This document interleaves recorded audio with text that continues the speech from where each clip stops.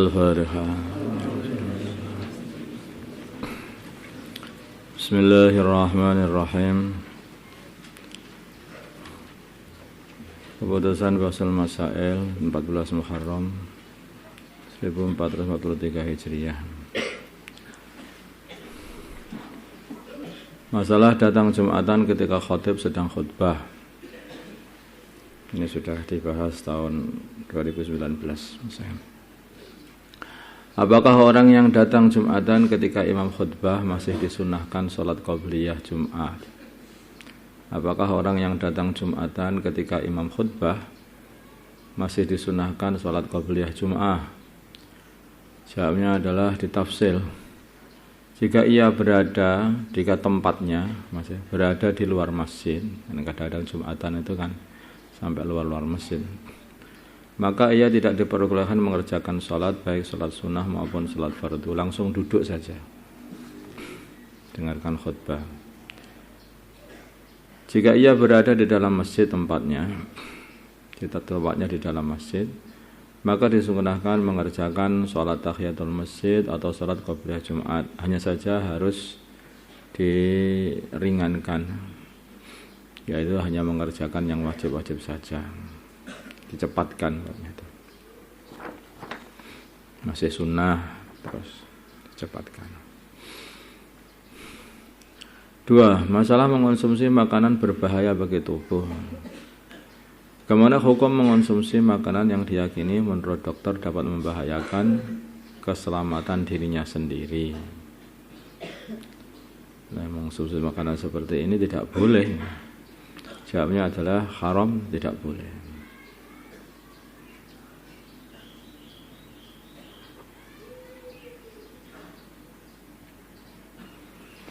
Nah, itu mungkin diyakini sebagai merusakkan otak atau merusakkan badan sampai menghilangkan nyawa.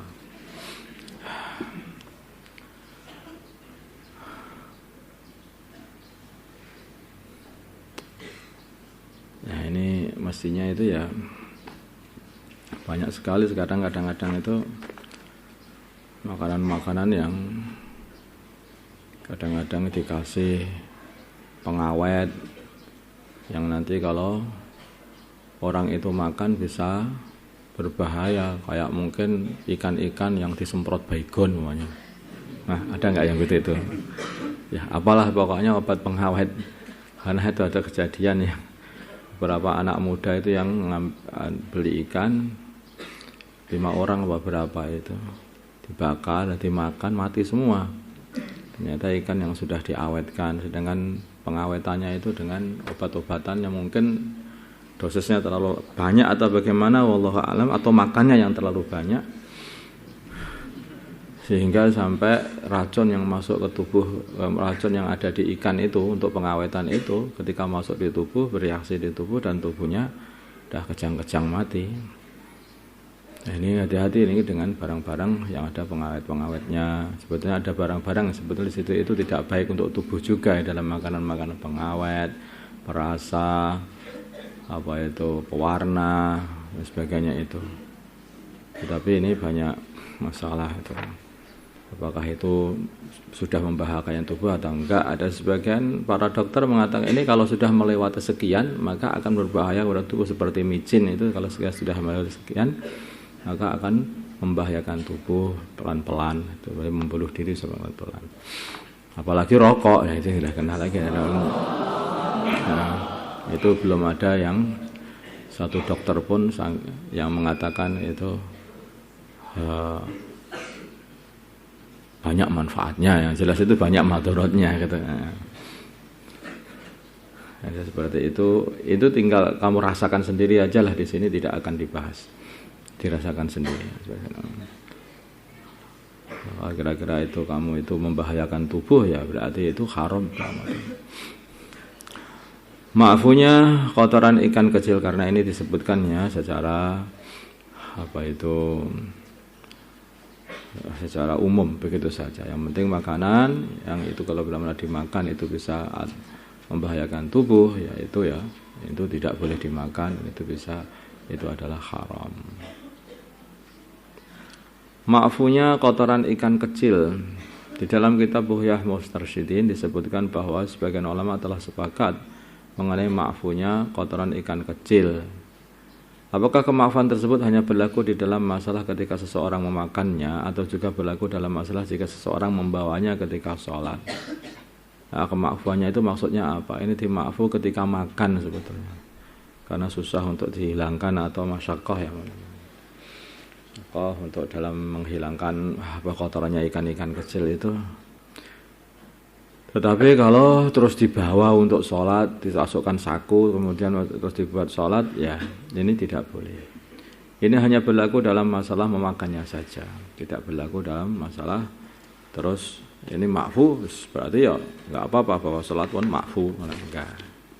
Apa gunanya sholat kok bawa ikan? Game online. Masalah game online itu bagaimana? Bagaimana hukum permainan-permainan game online? Yang permainan ini, masya Allah banyak permasalahan ya. Dan ini sampai di sebagian negeri itu agak ada satu tempat rehabilitasi untuk anak-anak yang kena game online, dan itu membutuhkan waktu sampai 1 tahun, 2 tahun untuk bisa menyembuhkan anak-anak seperti ini. Kayak seperti di Jepang, itu sampai ada seperti ini. Sehingga anak itu hilang masa belajarnya, ada yang sampai hilang 1 tahun, ada yang 2 tahun. Tempat rehabilitasi saja kalau membutuhkan 1 tahun, sedangkan nge-game-nya saja sudah 3 tahun, maunya seperti itu. Tidak sama 3 tahun sama 1 tahun sudah 4 tahun. 4 tahun habis itu. Umur sanawiyah atau umur aliyah, itu atau sanawiyah dan aliyahnya juga ya dah. Habis anak-anak ini sudah tidak belajar. Padahal ini orang ahlu dunia saja itu merasa anak-anaknya dirugikan gara-gara game-game online ini. Orang ahlu dunia ini bukan lagi orang ahli agama. Nah, dalam agama barang-barang seperti ini makruh sampai haram. Asli hukumnya seperti ini adalah makruh. Akan tetapi apabila ada beberapa perkara di bawah ini, maka ulama sepakat hukumnya akan sampai meningkat menjadi haram. Bila mana game-game itu disertai uang, jelas haram. Atau permainannya sampai mengakhirkan sholat dan meninggalkan belajar. Mengakhirkan sholat dan meninggalkan belajar. Gara-gara game-gamean pada waktu malam habis sampai subuh tidak ada, akhirnya sholat subuh tidak sholat karena tidur. Habis bablas sampai zuhurnya juga tidak sholat. Ketika bangun-bangun dari tidur itu sudah sakit semua tubuhnya. Akhirnya hanya diem aja, yang nggak mau mengqadha'i salatnya itu juga. Banyak itu. Meskipun keduanya tersebut dikarenakan lupa pun tetap ini haram. Jadi saking asiknya sampai lupa sholat ini juga. Lah aku lupa kan nggak apa-apa. Lupa kamu sengaja melupakan dirimu. Nah, biar kamu itu mabuk dengan game itu sehingga lupa. Dan itu kamu sengaja lupa, tapi lupanya itu disengaja. Seperti ini maka tetap saja haram. Atau bermain dengan orang yang meyakini keharamannya, atau mengandung unsur penipuan dan membahayakan. Kalau membahayakan itu sudah jelas. Kalau mengakhirkan sholat atau meninggalkan belajar ini juga sudah jelas. Banyak sekali. Semua orang tua mengeluh dengan adanya game-game online ini. Ya kalau sudah mengeluh ya jangan dikasih HP toh. Mulai kecil sudah dikasih HP. Sekarang ini ya orang tua itu pengennya praktis. Daripada ngajak mainan sama anaknya, udah kasih aja HP, ditinggal tidur, anaknya biar mainan sendiri dengan HP. Udah nggak nangis kan? Nah, ya nggak nangis, tapi jadinya teler. Udah habis. Makanya jangan orang itu ya jangan malas. Makanya sih ada main itu yang dengan alam begitu sekalian. Jangan sampai main seperti game-game online seperti ini berbahaya. Akhirnya menjadikan anak jadi nggak bisa belajar. Bahkan kadang-kadang santri-santri yang dulunya di rumahnya itu suka nge-game itu sudah sampai pondok sudah nggak bisa pegang HP, nggak bisa nge-game, nggak kerasanya gara-gara apa? Kangen sama gamenya aja. Nah, mungkin rumahnya itu dirubuhkan sama temannya atau gimana itu di gamenya itu. Lah itu repot itu. Akhirnya jadi Jadi nggak kerasan. Bahkan sudah di pondok pun ternyata malah nginap di tempat game-giman. Ada juga itu teman. Nginap di tempat game-giman. Kalau sudah nginap itu ya langsung dipanggil orang tuanya supaya ngambil di penginapan game sana. Bubrah itu. Santri pun yang sedang ngaji di tempat belajar, itu pun kalau sudah kena game itu sudah meninggalkan tempat belajarnya sampai nginap di tempat nge-game-nya itu. Jadi kayak apa itu nyandunya game itu lebih nyandu daripada permainan catur. Permainan catur ini sebetulnya ini diambil dari hukumnya permainan catur. Di sini nih. Permainan catur aja itu dianggap zaman dulu itu permainan yang sudah sangat mempengaruhi otak sehingga jadi orang nggak mau sholat, jadi ngamuk, jadi macam-macam. Loh kalau game lebih ngamuk lagi itu kalau kalah itu ngamuknya nggak karu-karuan. Bukan hanya lupa sholat atau mengakhirkan sholat, lupa sholat, lupa belajar, lupa makan, lupa nyawa, malahan akhirnya tahu nyawanya kabur deh. Loh, banyak terjadi itu. Sampai mati anak-anak kecil itu.